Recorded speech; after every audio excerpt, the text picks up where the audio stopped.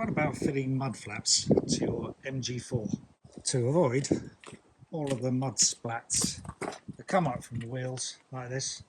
As you can see, I don't often clean the car, but what would make it look a little less muddy is if it had these flaps. So this is one I got pretty cheaply from eBay, probably places like AliExpress, so I'm even cheaper as well if you want to wait. So it's custom made for the MG4. Fits well all around the little bulges and things that are around the outside, and the holes on them line up with the existing holes, so it's just a matter of prizing that one out, unscrewing that one and popping on. So it should be dead easy for anybody to do. If you're not into DIY, maybe this video will encourage you to do a bit and keep your MG4 looking a little less muddy. Let's have a go at it. So the rear ones, which have a straight edge, go into that position there, and again line up with at least one of the existing screws there. Make sure you clean the car before you put them on, so you don't want mud, all the braiding underneath. Another screw there, and it's got a hole underneath. That lines up with this screw here, so no drilling to do, just a bit of screwing, unscrewing. And on the front, a little bit of prizing off a plastic stud. It does come with some extra screws as well in the kit, and a kit of 4 mud flaps. As I say, the ones with the straight edge are for the back, and the ones with a little bend, this one here, that's for the front, because that fits around this bit here. So just cleaning off the car very quickly, get a bit of the grit off. And then we'll do a bit of unscrewing and a bit of prizing off once it's dried, see how it goes. So fitting the front ones should be dead easy. Just tilt the steering wheel, move the wheel over like that, then you can get access to the screws. One underneath there, it's a Phillips screw. That just undoes. This one I've already undone. This one is a clip, so you either get a screwdriver, or in this case I'm going to use some pliers, long nose pliers, but a flat bladed screwdriver would probably do the same. In case it was difficult, I was going to do that, but it's dead easy to remove. That just moves the top, and you can see how it works.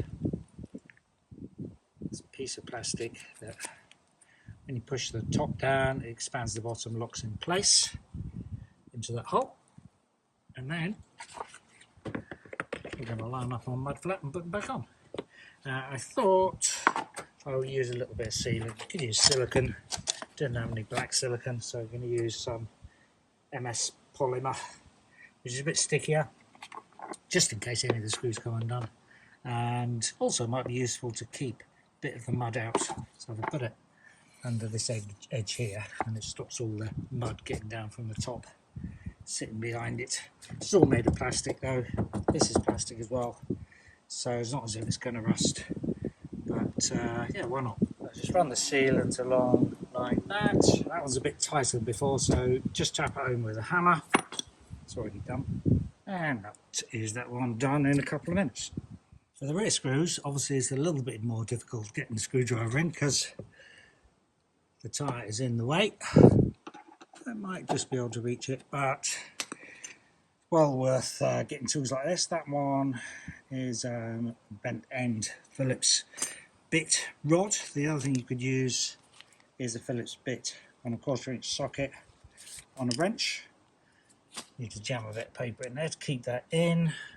I did have a little stubby Phillips screwdriver, a lot shorter than this one, which I had also cut the end off, but I've lost that somewhere.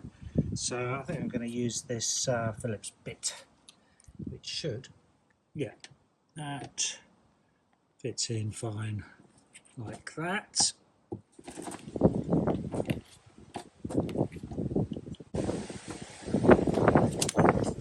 Okay, that's it. Quite an easy job. Doesn't look too bad. No different to Mudguards on other cars, I think. Quite well fitting. Particularly the back ones that snap around the So there's 3 screws I've got on here. There is an extra hole there for putting another screw in. The screw comes with the pack, but to get that you really want a self-tapping screw. We'll drill a little pilot hole, but you'd have to take the wheel off of that. And since 3 screws was good enough for the front, then it'll be good enough for the rear, especially because it clips around the wing quite firmly as well. So there's 2 here, 1 underneath from the back, yeah, 1 under there. So yeah, that's absolutely fine, held strong enough. A little bit of a lighter black than obviously the gloss black of the rest of the car, so what I might just try now is a bit of that hardwood furniture oil trick for making grey plastics go a bit blacker. Let's see what that looks like. Try on the underneath bit first to see if it's any good. So this is the sort of stuff that you want to look for: hardwood seal oil or furniture oil. A couple of choices. They used to do more of an oil-based ones of the Ronseal. Now, of course, it has to be eco-friendly, so it's like an emulsified water-based version of it, which takes a little bit longer to dry off and go black. This one's still just oil-based, and you can see the difference there. So that little bottom line there, I put it on, makes it look a lot glossier and blacker. Let's do a bit more. Very easy to put on. Keep it off the paintwork. And yeah, some dries quicker than others, but it's for furniture, so it's meant for drying fairly quickly, so you obviously can sit on the furniture. And yeah, a little bit blacker and a little bit glossier. Let's finish off doing that. And there we go, job finished. Just a little bit darker and a little bit shinier. Not quite obviously matching the gloss piano black of the rest of it, but yeah, good enough and quite an easy job. So I'd recommend doing that to your MG4. Fairly cheap as well. See the video description for buying links. And the other thing I suppose worth mentioning on the MG4, sometimes odd little fussy things people criticise, like when they first saw them, people said, "Oh, why have you got these horrible plastic covers on the calipers?" Well, they're not plastic, they're metal, and actually they serve a functional purpose because they're a lot easier to clean, because they don't get boiling hot like calipers do, of course, because they've only got minimal contact with the caliper on a couple of mounting bolts that you can't see just around the corner there. You can remove, and people do. If you ever tried painting calipers, they always discolour because of the heat when you're braking, or the paint blisters off or something. You don't get that trouble with these ones because of the air gap between the metal cover. This is metal, aluminium I think, so it's not going to rust either. And the actual caliper itself, I think they look alright personally, and they do have a functional purpose. And 2 more things that people mention about this subject. Does it affect the aerodynamics of the car and how many miles you get per kilometre hour?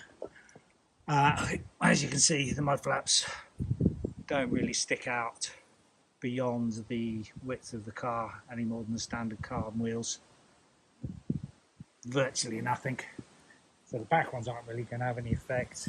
A slight, maybe extra bit sticking out. Let's have a look. Oh, you can hardly see it really. The wheels are straight. And maybe a few millimetres or something. That mudguard sticks out more than it was previously. I've had this car since I think about October last year. So that is, where are we now? July, it's about 9 months. They fret about the underneath engine cover.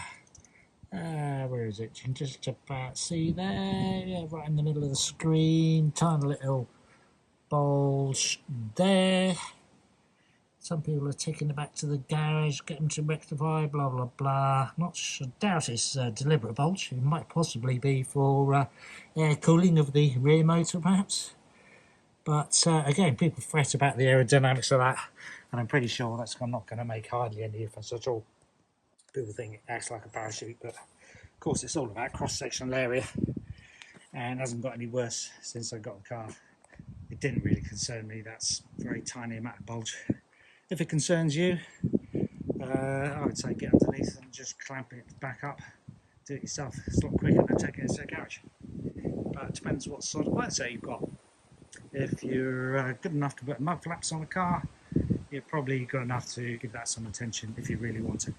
For me, I'm not really bothered about it. Still immensely enjoying the car. Very fast, great performance, quite practical. And it's probably the first time I cleaned it as well, so it's looking a bit better now. Right, that's it from me, wittering on. Hopefully that's useful for somebody, and thanks for watching. Cheers.